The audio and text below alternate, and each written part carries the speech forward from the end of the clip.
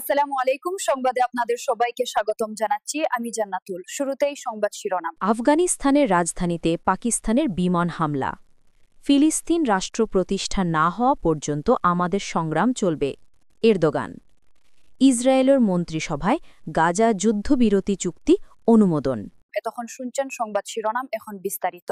আফগানিস্তানের রাজধানী কাবুলে বিমান হামলা চালিয়েছে পাকিস্তানের বিমান বাহিনী। বৃহস্পতিবার দিবাগত গভীর রাতে এ হামলার ঘটনা ঘটে। পাকিস্তানের সংবাদ মাধ্যম পাকিস্তান অবজারভার জানিয়েছে, সুনির্দিষ্ট লক্ষ্যভিত্তিক এই হামলায় নিষিদ্ধ সন্ত্রাসী সংগঠন তেহরিক-ই-তালিবান পাকিস্তানের টিটিপির প্রধান নূর ওয়ালি মেসুদ নিহত হয়েছেন বলে গুঞ্জন ছড়িয়েছে। হামলায় তার ঘনিষ্ঠ সহযোগী কারি সাইফুল্লাহ মেসুদ সহ আরও কয়েকজন প্রাণ হারিয়েছেন বলে ধারণা করা হচ্ছে। গাজায় যুদ্ধবিরতি চুক্তি সফলভাবে বাস্তবায়িত হওয়ায় তুরস্কের প্রেসিডেন্ট রিসেপ তাইয়েব এরদোগান গভীর সন্তোষ প্রকাশ করেছেন। তিনি ঘোষণা দিয়েছেন, চুক্তির প্রথম ধাপের বাস্তবায়ন নিবিড়ভাবে পর্যবেক্ষণ করা হবে। এক্সে বৃহস্পতিবার দেওয়া এক বিবৃতিতে এরদোগান বলেন, চুক্তি কার্যকর করার জন্য প্রয়োজনীয় রাজনৈতিক সদিচ্ছা দেখানোর কারণে তিনি মার্কিন প্রেসিডেন্ট ডোনাল্ড ট্রাম্পকে বিশেষ ধন্যবাদ জানিয়েছেন। ইসরায়েল সরকার ফিলিস্তিনি প্রতিরোধ আন্দোলন হামাসের সঙ্গে যুদ্ধবিরতি চুক্তি অনুমোদন করেছে।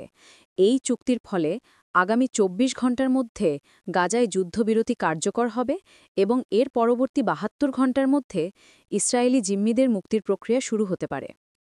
মধ্যস্থতাকারীরা চুক্তি নিয়ে সমঝোতার ঘোষণা দেওয়ার প্রায় ২৪ ঘণ্টা পর শুক্রবার ১০ অক্টোবর সকালে ইসরায়েলি মন্ত্রিসভা আনুষ্ঠানিকভাবে চুক্তিটি অনুমোদন করে। চুক্তির শর্ত অনুযায়ী জিম্মিদের মুক্তির বিনিময়ে ইসরায়েল ধাপে ধাপে গাজা থেকে সেনা প্রত্যাহার করবে এবং ফিলিস্তিনি বন্দীদের মুক্তি দেবে।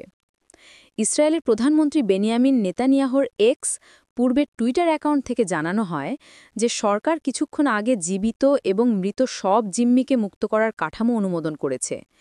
এই যুদ্ধবিরতি চুক্তির ঘোষণার পর ইসরায়েল এবং গাজা উভয় জায়গাতেই সাধারণ মানুষের মধ্যে আনন্দ ও স্বস্তির প্রকাশ দেখা গেছে। ২ বছর ধরে চলমান রক্তক্ষয়ী এই সংঘাতের অবসানে এটিকে এখন পর্যন্ত সবচেয়ে বড় অগ্রগতি হিসেবে দেখা হচ্ছে। এই যুদ্ধে এ পর্যন্ত অন্তত ৬৭,০০০ ফিলিস্তিনি নিহত হয়েছেন। হামাসের নির্বাসিত গাজা শাখার প্রধান খলিল আল হাইয়া জানিয়েছেন, যুক্তরাষ্ট্র এবং অন্যান্য মধ্যস্থতাকারীদের পক্ষ থেকে তিনি যুদ্ধের অবসানের নিশ্চয়তা পেয়েছেন। ইসরায়েল সরকারের একজন মুখপাত্র বলেন, চুক্তির অনুমোদনের ২৪ ঘণ্টার মধ্যে যুদ্ধবিরতি কার্যকর হবে এবং পরবর্তী ৭২ ঘণ্টার মধ্যে জিম্মিদের মুক্তি দেওয়া হবে। গাজায় বর্তমানে ২০ জন ইসরায়েলি জিম্মি জীবিত এবং ২৬ জন মৃত বলে ধারণা করা হচ্ছে। এছাড়া দুজনের অবস্থান সম্পর্কে কিছুই জানা যায়নি। হামাসের পক্ষ থেকে বলা হয়েছে, জীবিতদের তুলনায় মৃতদের মরদেহ ফিরিয়ে আনতে বেশি সময় লাগতে পারে। গত ২ বছরে ইসরায়েলি সামরিক অভিযানে গাজায় লাখো মানুষ গৃহহীন হয়ে পড়েছেন এবং তারা এখন বিভিন্ন শরণার্থী শিবিরে অস্থায়ী তাঁবুতে বাস করছেন। যুদ্ধবিরতি কার্যকর হলে গাজায় খাদ্য ও চিকিৎসা সহায়তা নিয়ে ত্রাণবাহী ট্রাকগুলো প্রবেশ করতে পারবে।